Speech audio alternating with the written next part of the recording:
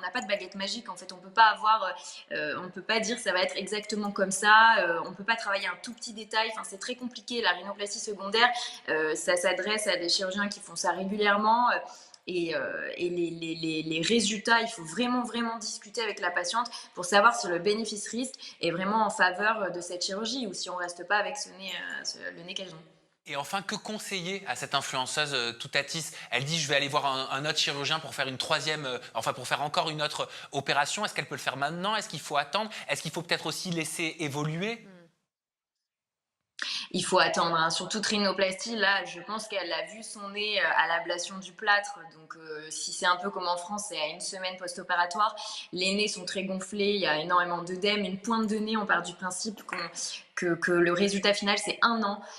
Donc, il faut absolument pas toucher un nez pendant minimum 1 an parce qu'il évolue, hein. C'est une structure qui bouge. Donc, on touche pas à un nez avant 1 an. Donc, il faut laisser le temps que l'œdème diminue, que la peau se replace pour voir le résultat. Donc, il faut absolument, personne ne la touchera avant 1 an de toute façon.